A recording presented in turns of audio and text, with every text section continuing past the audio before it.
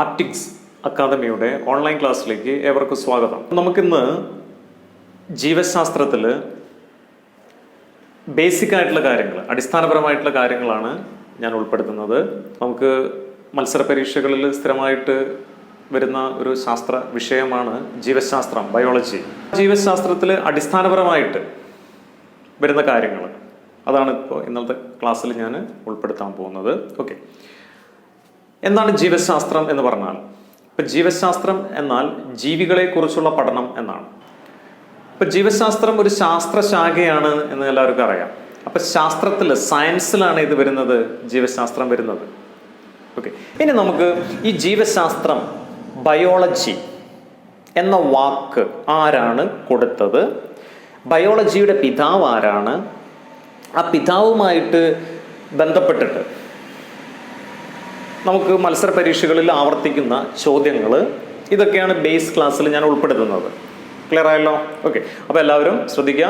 ജീവശാസ്ത്രം, biology, ജീവശാസ്ത്രം, biology. Okay, അപ്പോൾ ബയോളജിയിൽ നിന്ന് നമുക്ക് ഈ ടേമുമായിട്ട് ബന്ധപ്പെട്ടിട്ടുള്ള ചോദ്യങ്ങളാണ് ഞാൻ ആദ്യം പറയുന്നത്. ശ്രദ്ധിക്കണേ.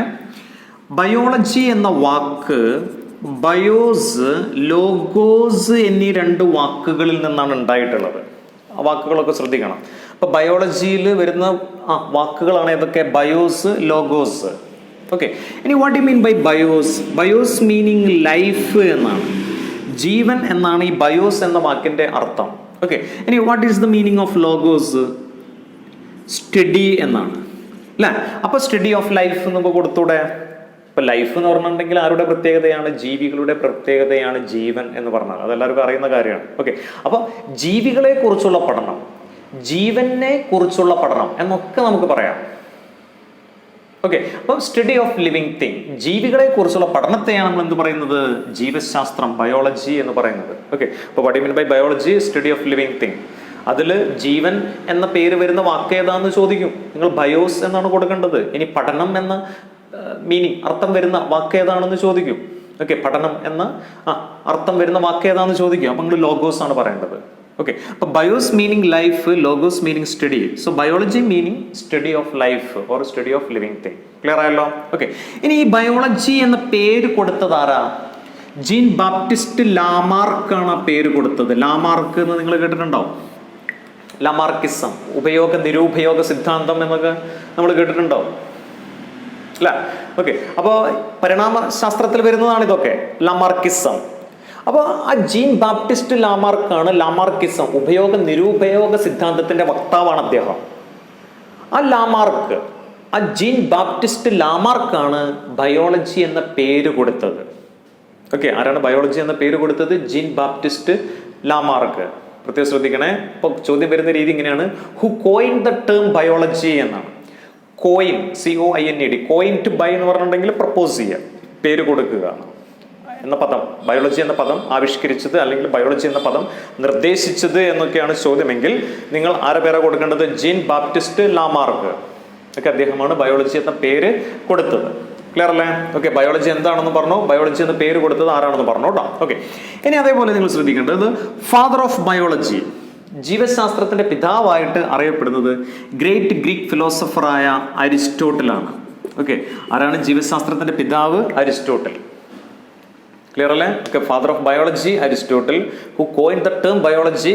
ലാമാർക്ക്. മാറിപ്പോരുത്. ക്ലിയർ ആണല്ലോ? ഓക്കെ, ഇനി നമുക്ക് ബയോളജിയുടെ പ്രധാനപ്പെട്ട ശാഖകളാണ് ഏതൊക്കെ? സുവോളജി, ബോട്ടണി, മൈക്രോബയോളജി എന്നൊക്കെ ഞാൻ പറഞ്ഞു.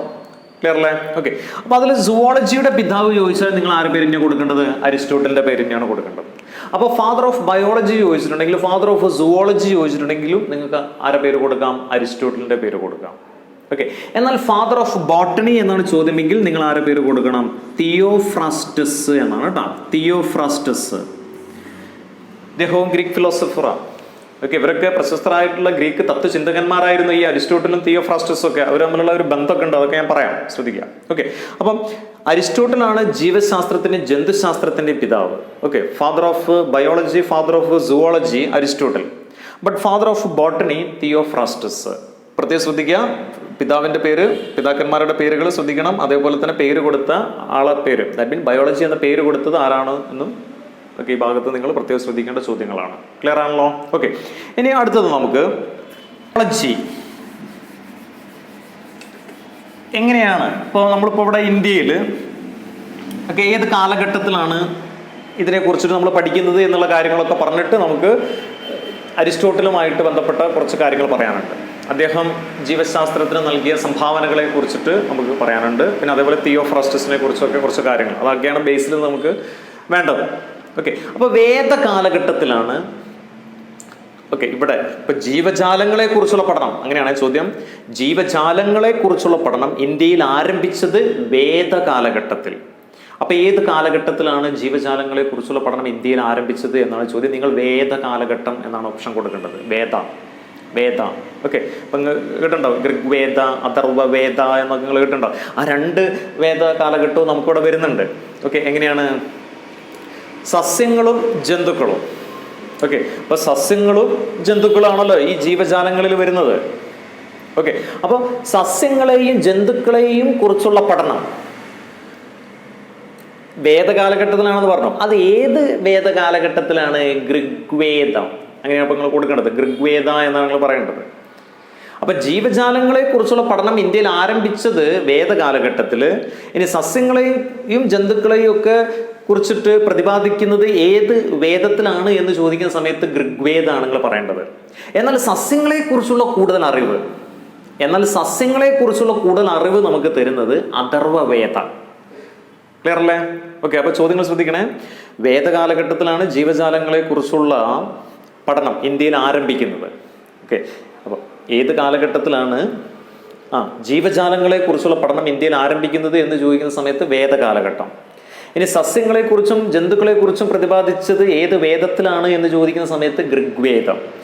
അതിൽ സസ്യങ്ങളെക്കുറിച്ചുള്ള കൂടുതൽ അറിവ് നമുക്ക് തരുന്നത് ഏത് വേദത്തിലാണ്, വേദകാലഘട്ടത്തിലാണ് എന്ന് ചോദിക്കുന്ന സമയത്ത് നിങ്ങൾ അഥർവവേദ ആണ് പറയേണ്ടത്. അഥർവവേദ. ക്ലിയർ ആണല്ലോ? ഓക്കെ, ഇനി അതേപോലെ ഒരു ഗ്രന്ഥത്തെ കുറിച്ചിട്ട് നിങ്ങൾ കേട്ടിട്ടുണ്ടാവും, ഹോർത്തുസ് മലബാറിക്കസ്. ഹെൻറിച്ച് വാൻ റീഡയുടെ ഗ്രന്ഥമായിരുന്നു ഏത്? ഹോർത്തുസ് മലബാറിക്കസ്. മലബാറിലെ വൃക്ഷലതാദികളെ കുറിച്ച് പഠിക്കാൻ വേണ്ടിയിട്ട് ഡച്ചുകാർ അല്ല, അത് പ്രത്യേകം ശ്രദ്ധിക്കുക. കൊച്ചിയിലെ ഡച്ച് ഗവർണറായിരുന്ന ഹെൻറിച്ച് വാൻ റീഡിന്റെ രക്ഷാധികാരത്തിൽ തയ്യാറാക്കപ്പെട്ട ഗ്രന്ഥമാണിത്. ഏത്? ഹോർത്തുസ് മലബാറിക്കസ്. ആ ഗ്രന്ഥത്തിൽ പറയുന്നത് എന്താണ്? മലബാറിലെ വൃക്ഷലതാദികളെ കുറിച്ചാണ്. തെങ്ങിനെ കുറിച്ചും കണ്ടൽക്കാടുകളെയൊക്കെ കുറിച്ച് പ്രതിപാദിച്ച ഗ്രന്ഥമാണത്. ഓക്കെ, അപ്പോൾ നിങ്ങൾക്കറിയാം അല്ലെ, സുഗന്ധ വിജ്ഞാനങ്ങളുടെയൊക്കെ നാടാണ്. ഓക്കെ, അപ്പോൾ അത്രയും അപ്പം മലബാറിലെ വൃക്ഷലതാദികൾ എന്ന് നിങ്ങൾ പറയുമ്പോൾ തന്നെ നിങ്ങൾ മനസ്സിലാക്കുക, അത്രയും ലോകത്ത് എന്ന് പറഞ്ഞിട്ടുണ്ടെങ്കിൽ അല്ലെ ഫേമസ് ആയിട്ട് വരുന്നതാണ്. ഓക്കെ, അപ്പോൾ ഇതിനൊക്കെ കുറിച്ച് പരാമർശിച്ച ഗ്രന്ഥങ്ങൾ. ഓക്കെ, അപ്പോൾ പ്രത്യേകം ശ്രദ്ധിക്കുക, മലബാറിലെ വൃക്ഷലതാദികളെ കുറിച്ച് പ്രതിപാദിച്ച ഗ്രന്ഥം, കംപ്ലീറ്റ് ലാറ്റിൻ ഭാഷയിൽ എഴുതപ്പെട്ട ഗ്രന്ഥം, കൊച്ചിയിലെ ഡച്ച് ഗവർണറായിരുന്ന ഹെൻറിച്ച് വാൻ റീഡിന്റെ രക്ഷാധികാരത്തിൽ തയ്യാറാക്കപ്പെട്ട ഗ്രന്ഥം. ഓക്കെ, അപ്പൊ ഇതൊക്കെ ഈ ചോദ്യങ്ങളൊക്കെ ശ്രദ്ധിക്കുക. ഈ ചോദ്യങ്ങളൊക്കെ ഉത്തരമായിട്ട് നിങ്ങൾ കൊടുക്കേണ്ടത് ഏതാ? ഹോർത്തുസ് മലബാറിക്കസ്. ഏതാണ് ഗ്രന്ഥം? ഹോർത്തുസ് മലബാറിക്കസ്. പിന്നെ അതേപോലെ ഇത് മലയാളത്തിലേക്ക് പരിഭാഷപ്പെടുത്തിയത് ആരാ? Doctor KS Manilal. പിന്നെ അതേപോലെ ഇതിനെ സഹായിച്ച ഒരു പാരമ്പര്യ വൈദ്യനുണ്ടായിരുന്നു.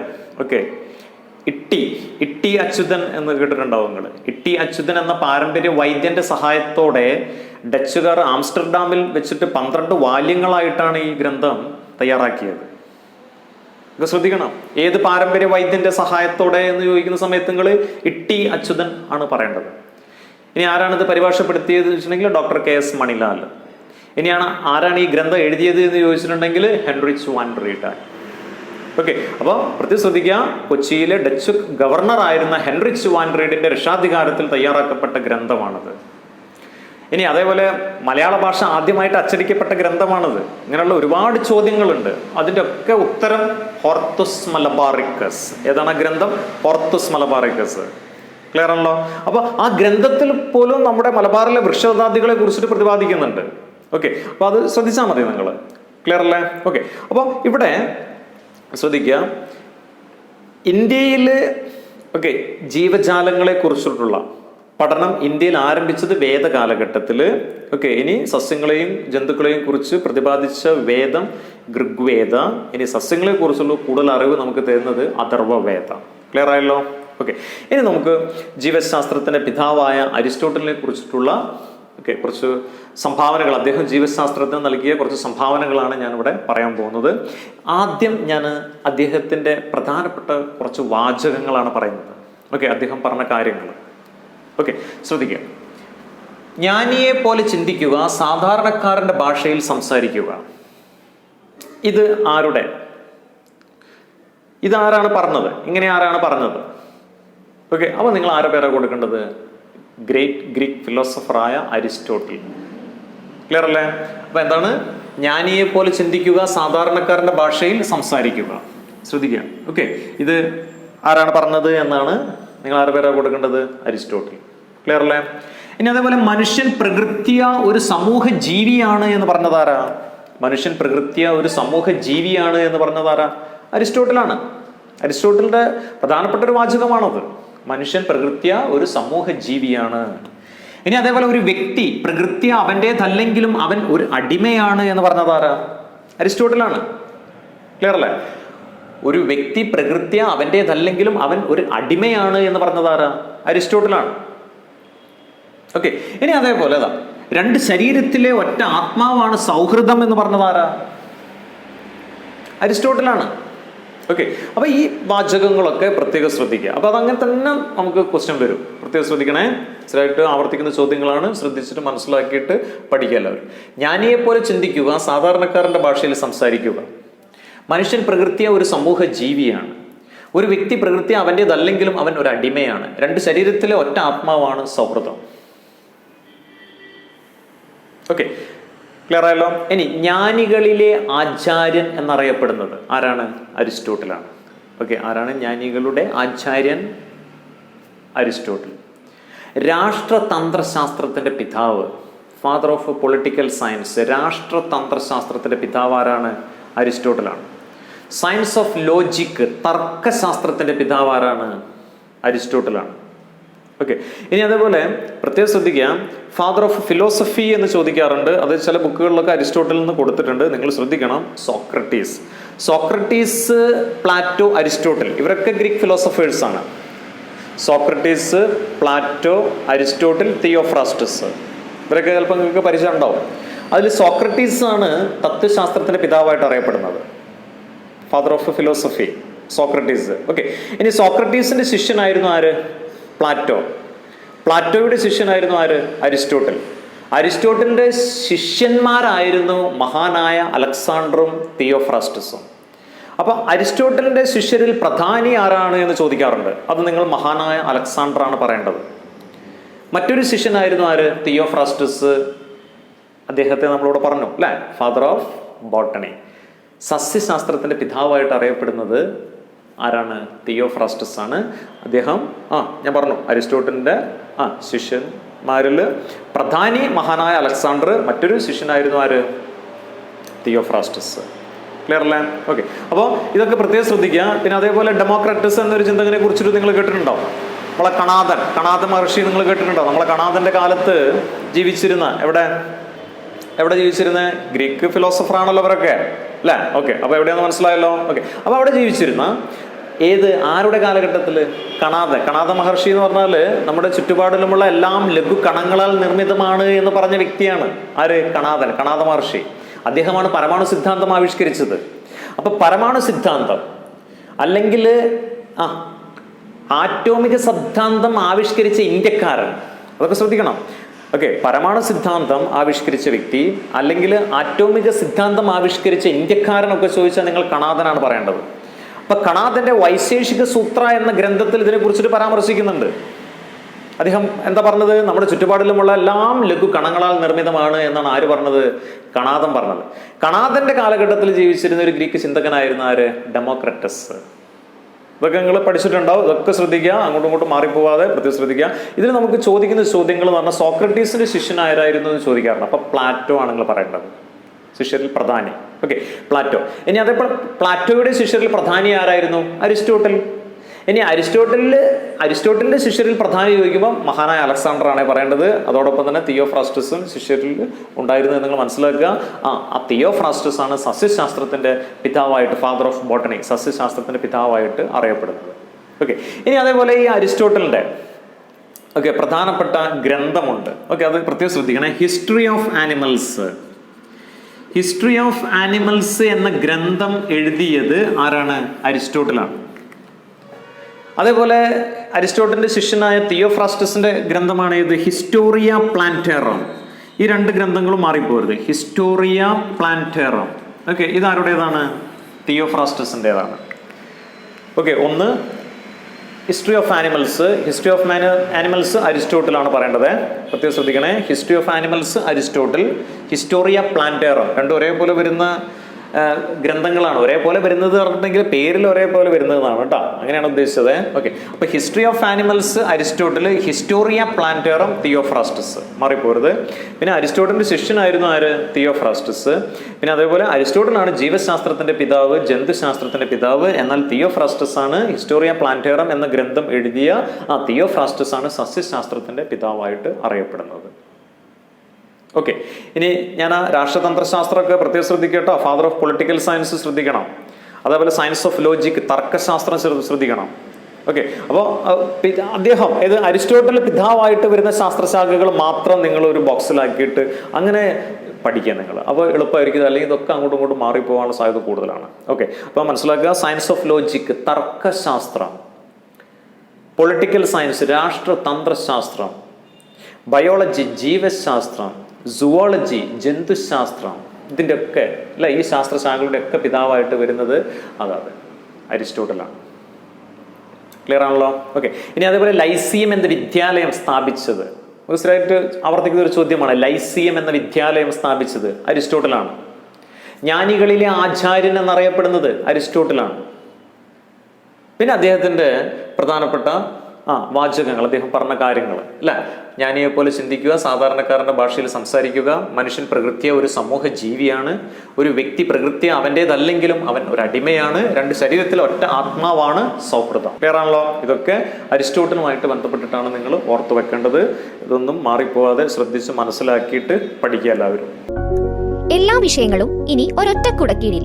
LPSA, UPSA, KTET, LDC, LGS, police constable, മറ്റ് PSC ജോലിക്ക് തയ്യാറെടുക്കുന്നവർക്കായി PSC മേഖലയിൽ പ്രഗത്ഭരായ അധ്യാപകർ നടത്തുന്ന റെക്കോർഡഡ് ആൻഡ് ലൈവ് ക്ലാസുകൾ, എല്ലാ ദിവസവും ഓൺലൈൻ പരീക്ഷകൾ, എല്ലാ ആഴ്ചയും റിവിഷൻ പരീക്ഷകൾ എന്നിവ നടത്തുന്നു. Aptics academy, Mukkam. 9895509280. ഫ്രീ ക്ലാസുകൾക്കായി ആപ്റ്റിക്സ് അക്കാഡമിയുടെ യൂട്യൂബ് ചാനൽ സബ്സ്ക്രൈബ് ചെയ്യുക.